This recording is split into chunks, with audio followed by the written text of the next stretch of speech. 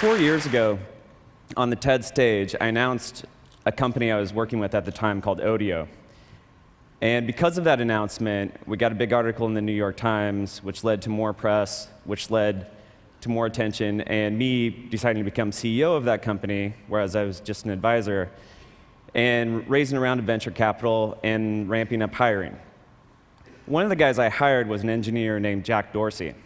And a year later, we were trying to decide which way to go with Odeo.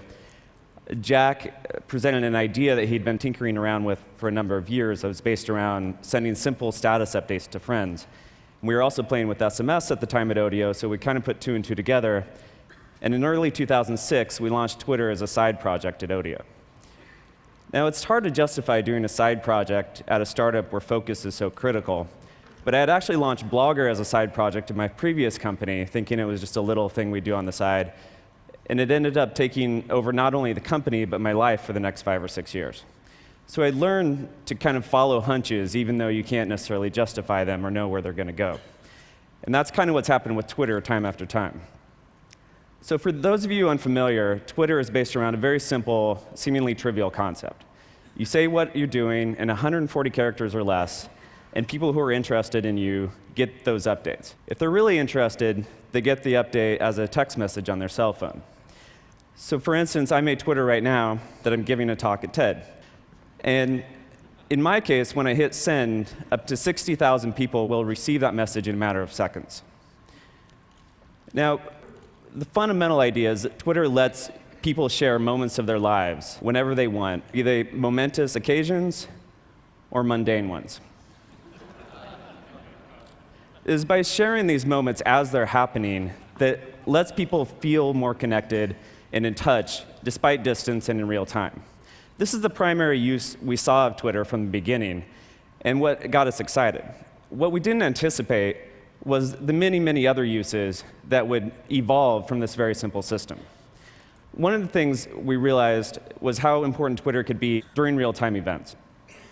When the wildfires broke out in San Diego in October 2007, people turned to Twitter to report what was happening and to find information from neighbors about what was happening around them. But it wasn't just individuals. The LA Times actually turned to Twitter to dispense information as well and put a Twitter feed on the front page. And the LA Fire Department and Red Cross used it to dispense news and updates as well. At this event, dozens of people here are twittering, and thousands of people around the world are following along because they want to know what it feels like to be here and what's happening. Among the other interesting things that have cropped up is many things from businesses, from marketing and communications and predictable things to an insanely popular Korean barbecue taco truck that drives around LA and twitters where it stops, causing a line to form around the block.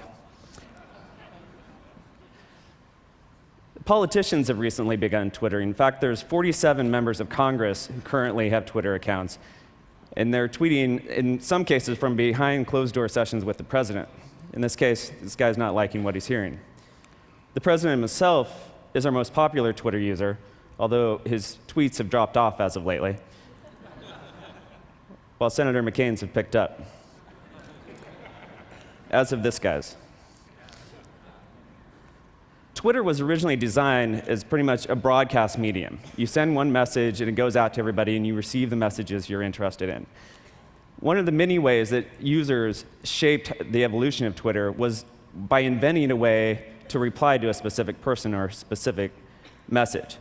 So this syntax, the @username that Shaquille O'Neal is using here to reply to one of his fans, was completely invented by users. And we didn't build it into the system until it already became popular, and then we made it easier.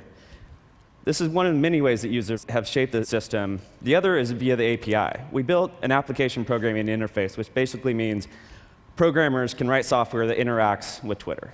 We currently know about over 2,000 pieces of software that can send Twitter updates and interfaces for Mac, Windows, your iPhone, your BlackBerry, as well as things like a device that lets an unborn baby Twitter when it kicks, or a plant Twitter when it needs watered. Probably the most important third-party development came from a little company in Virginia called Surmise. Surmise built a Twitter search engine. And they tapped into the fact that if you have millions of people around the world talking about what they're doing and what's happening around them, you have an incredible resource to find out what's happening among any topic or event while it's going on. This really changed how we perceive Twitter. For instance, here's what people were saying about TED. And this is another way that our mind has shifted, and Twitter wasn't originally what we thought it was. So we liked this so much, we actually bought the company and are folding it into the main product. And this is not only lets you view Twitters in different ways, but it introduces new use cases as well. One of my favorite is what happened a few months ago when there was a gas shortage in Atlanta. Some users figured out that they would Twitter when they found gas, where it was, and how much it cost, and then append the keyword ATL gas, which let other people search for that and find gas themselves. And this trend of people using this communication network to help each other out goes far beyond the original idea of just keeping up with family and friends.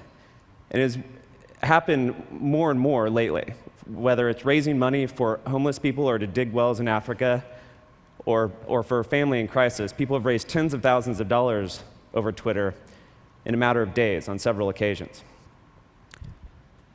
It seems like when you give people easier ways to share information, more good things happen.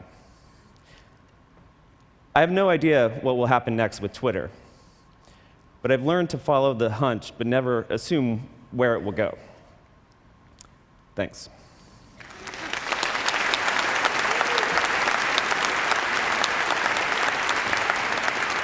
We're not quite done yet. So look, if we could have this screen live. This is actually the most terrifying thing that any speaker can do after they've been to an event. It's totally intimidating. So this would be the Twitter search screen. So we're going to just type a couple of random words into Twitter. For example, Evan Williams. Evan Williams, give people more good ways to share information and follow your hunch at TED. Currently listening to Evan Williams. Currently listening to Evan Williams. Oh, Evan Williams is just dying on stage here at TED. Worst talk ever. Nice, thanks. Just kidding. So, it's like. But literally, in the 8 minutes he was talking, there's about 50 tweets already came on the talk, and so he'll see every aspect of it, of the reaction, the fact that Barack Obama is the biggest Twitterer, the fact that it came out of TED. I don't think there's any other way of getting instant feedback that way. So you have built something very fascinating, and it looks like its best times are still ahead of it. So thank you very much, Evan. Thank you. It was really interesting.